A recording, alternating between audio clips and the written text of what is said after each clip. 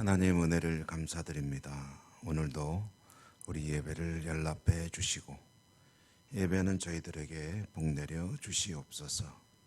예수님 이름으로 기도드립니다. 아멘. 435장입니다. 찬송가 435장. 통일 찬송가는 492장.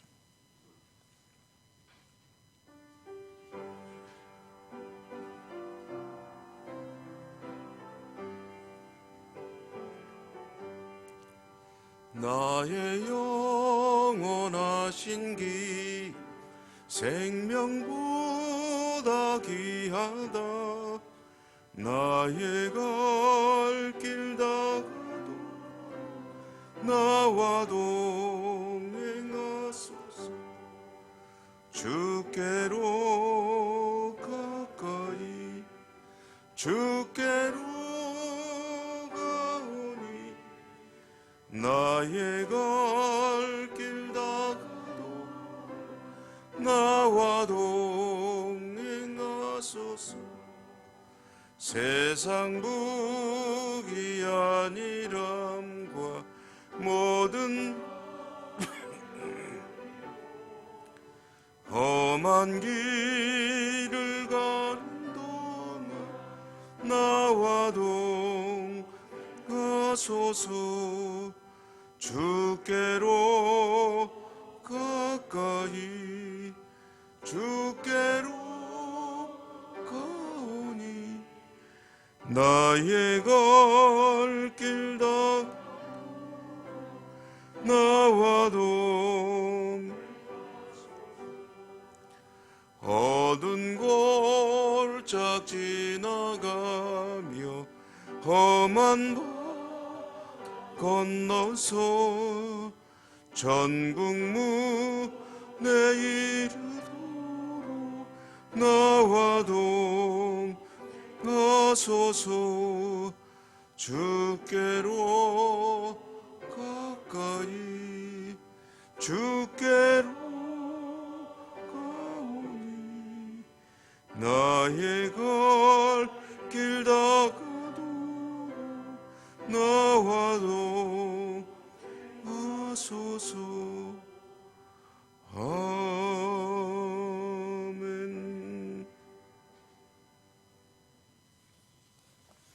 사무엘상 10장 읽겠습니다. 사무엘상 10장. 오늘은 1절에서 8절까지 1절에서 8절까지 교독합니다. 이에 사무엘이 기름병을 가져다가 사울의 머리에 붓고 입 맞추며 이르되 여호와께서 내게 기름을 부으사 그의 기업의 지도자로 삼지 아니하셨느냐. 내가 오늘 나일의 묘실 곁에서 두 사람 그들이 내게 이르기를 내게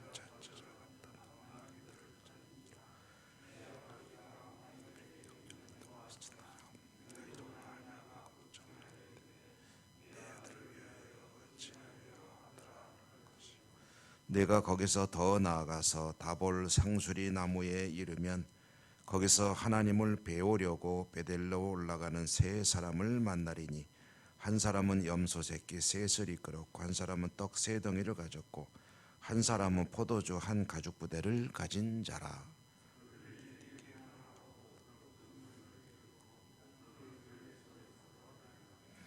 그 후에 내가 하나님의 산에 이르르니 그곳에는 블레셋 사람들의 영문이 있느니라. 내가 그리로 가서 그 성읍으로 들어갈 때에 선지자의 무리가 산당에서부터 비파와 소고와 저와 수금을 앞세우고 예언하며 내려오는 것을 만날 것이요. 대개는 변하였어. 이 징조가 내게 임하거든 너는 기회를 따라 행하라. 하나님이 너와 함께 하시느니라. 너는 나보다 앞서 길갈로 내려가라. 내가 내게로 내려가서 번제와 화목제를 드리리니 내가 내게 가서 내가 행할 것을 가르칠 때까지 7일 동안 기다리라. 아멘. 주님 은혜가 여러분과 함께 하시기를 기원합니다. 사무엘 이야기를 읽다 보면은 이제 이스라엘 민족의 입장에서 보면은 하나의 과도기를 지나고 있구나 하는 것을 이제 느끼게 됩니다. 사사 시대가 이제 끝나고 왕이 다스리는 시대로 넘어가는 그 중간기. 그러니까 그때 이제 이스라엘의 마지막 사사이자 지도자로 사무엘이라고 하는 사람이 어떻게 등장하고 어떻게 이스라엘을 이끌었는지 하는 이야기. 그리고 이제 첫 번째 왕인 사울이 어떻게 하나님께 택함 받고 왕으로서 이스라엘을 이끌게 되는지 하는 그 이야기를 우리들에게 들려줍니다. 이스라엘이 왕을 구할 때 하나님은 사울이라고 하는 사람을 왕으로 이제 택하시게 됩니다. 택한 사울이라고 하는 사람은 무슨 일이 벌어지는지 전혀 모르죠. 그런데 하나님께서 사무엘에게 명하셔서 이제 사울에게 기름을 부으라. 이제 사울과 사무엘과 사울이 이제 만나게 되는 장면을 지금 우리가 읽고 있습니다. 사울이 사무엘을 만나게 된 동기는 이제 집에서 기르는 나귀가 아주 중요한 재산이거든요. 나귀를 잃어버렸다. 그래서 아버지가 나귀를 찾아오너라. 그래서 종을 데리고 이제 나귀를 찾으러 나갔다가 찾지는 못하고 여기저기 헤매고 다닐 때 이제 사무엘이 사울과 만나게 된 겁니다. 그래서 사무엘이 이제 사울을 만났을 때 이제 내가 어떻게 행하라라고 이야기하는데 그 길을 가는 동안에 이제 세 가지 징조가 있게 될 것이다. 말하자면 이런 일들이 너에게 일어날 터이니 이제 그렇게 되면은 이렇게 해라라고 이야기를 하는 거죠. 그 세 가지 징조는 뭐 자세히 우리가 읽었기 때문에 말씀드릴 필요는 없겠지만 어쨌든 첫 번째로는 이제 가다가 나귀를 찾았고 그리고 아버지가 너를 걱정하고 있다라는 소식을 전해주는 사람들이 있을 것이다. 두 번째로는 이제 세 사람 만날 텐데 그 세 사람이 각각 이런 물건들을 가지고 있을 터인데 떡을 2덩어리 주면은 너는 그것을 받게 될 것이다.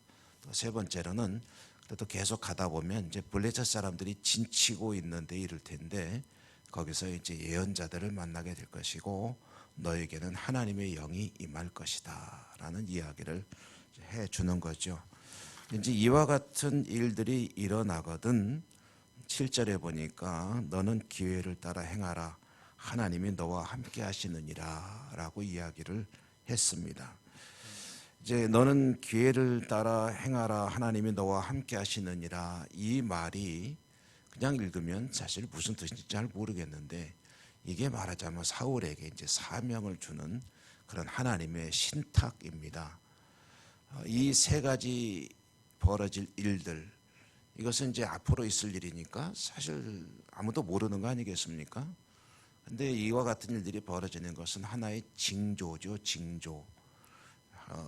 사울에게 기름을 붓고 내가 하나님께 택함을 받았다라는 이야기할 때 사울의 입장에서는 생각도 못하던 일이니까 여러분 안 그렇습니까? 어느 날 길을 가는데 하나님이 너를 대통령 시킬 거야. 그럼 이 사람이 제정신인가? 그러지 않겠습니까?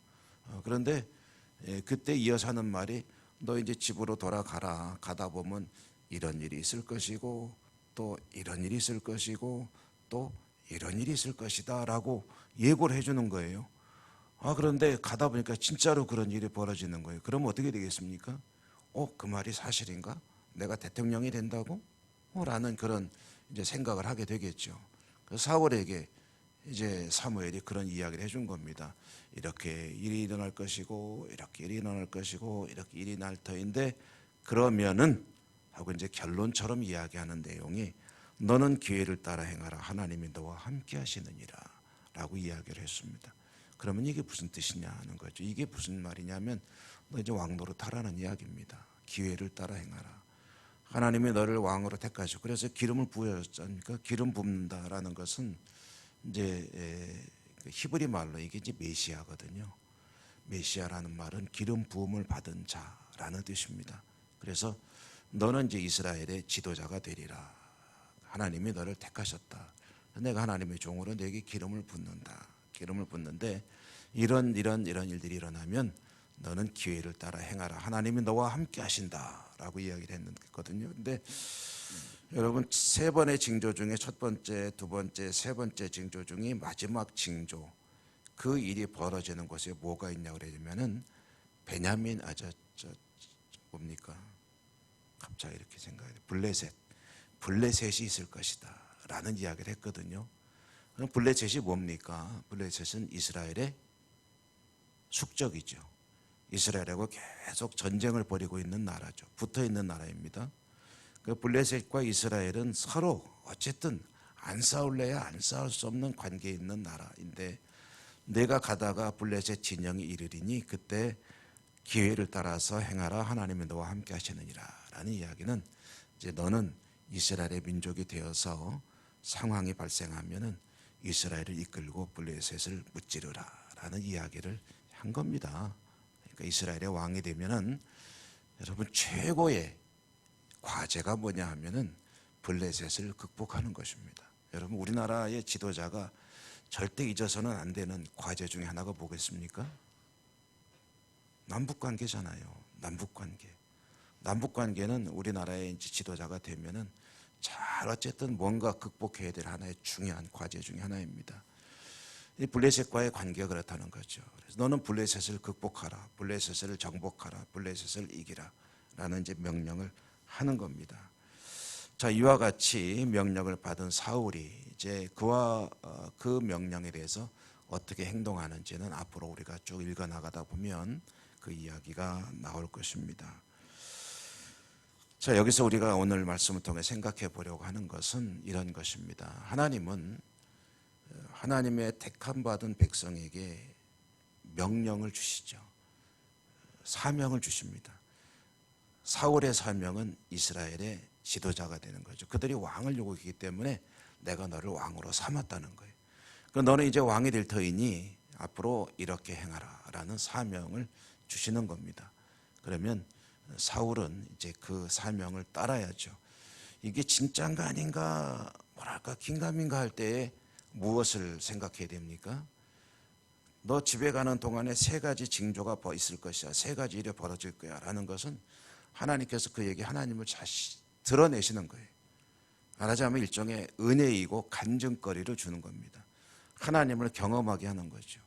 하나님께서 이와 같이 행하셨으니 이제 그 살아계신 하나님이 확실히 하나님이 이것을 믿고 나와 함께 하신다고 하셨으니 하나님께서 맡기신 사명을 감당해야 되겠다라는 다짐을 할 수 있게 되겠죠. 하나님의 역사를 경험할 때, 하나님의 은혜를 경험할 때, 그것은 은혜이죠. 그것도 은혜라는 것과 함께 반드시 가지는 또 한 가지 측면이 있습니다. 그것은 그걸 하나의 경험이 되는 거죠. 영적인 실력이 되는 겁니다.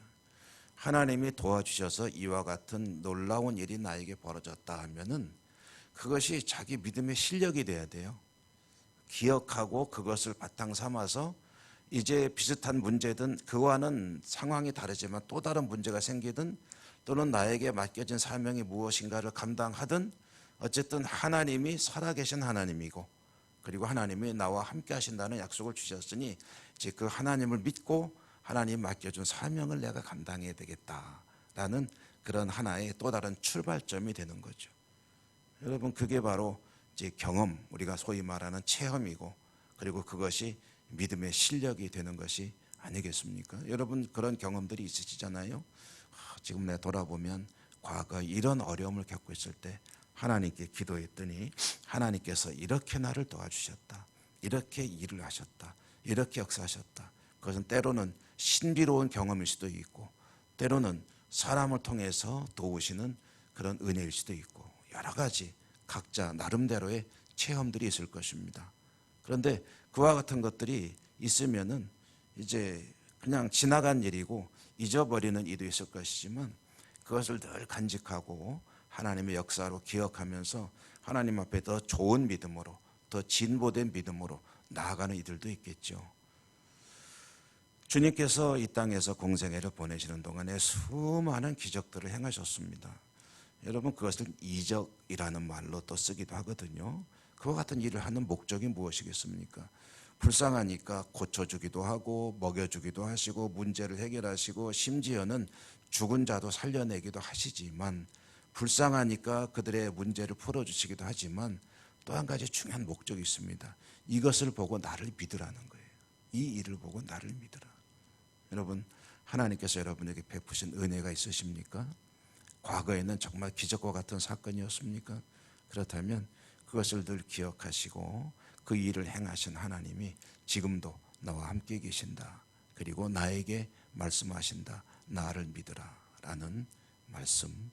여러분, 오늘도 나에게 지금까지 생명을 주시고 내 삶을 이끌어오신 그 하나님과 동행하는 복된 하루가 되시기를 주님 이름으로 축복합니다. 은혜로우신 하나님 감사합니다. 오늘도 말씀을 읽으며 저희들은 우리의 삶 가운데 늘 동행하시고 함께 하시며 은혜를 베푸시고 구원하시고 축복하시며 우리의 삶을 돌보시며 은혜를 끊임없이 베푸시는 하나님을 또 한 번 생각하게 됩니다.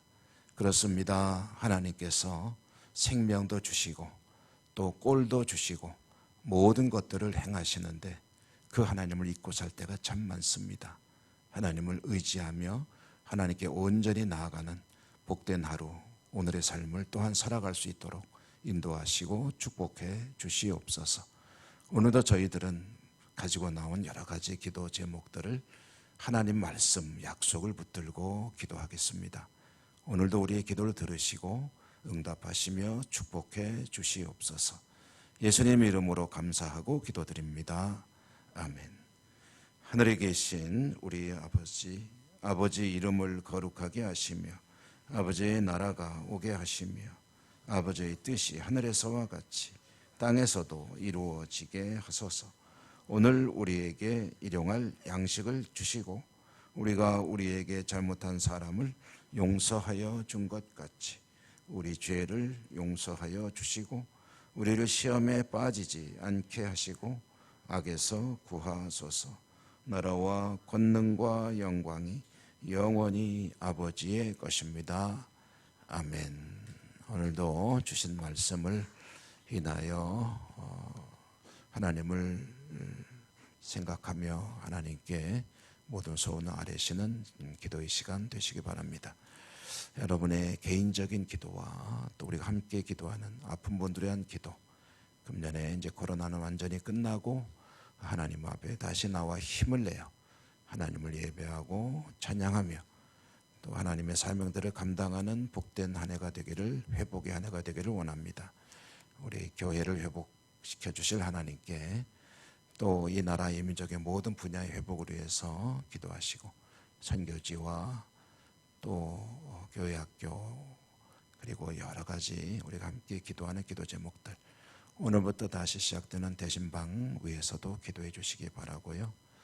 이런 터키의 자연재해, 정말 끔찍한 일들이 벌어지고 있는데 하나님께 긍휼과 자비를 구하는 시간도 되어야 되겠습니다. 택함받아 교육받고 있는 피택자들이 잘 훈련받아 훌륭한 주의 종들이 될 수 있도록 위에서도 기도해 주시기 바랍니다. 주여 한번 힘차게 부르고 다 같이 기도하겠습니다. 주여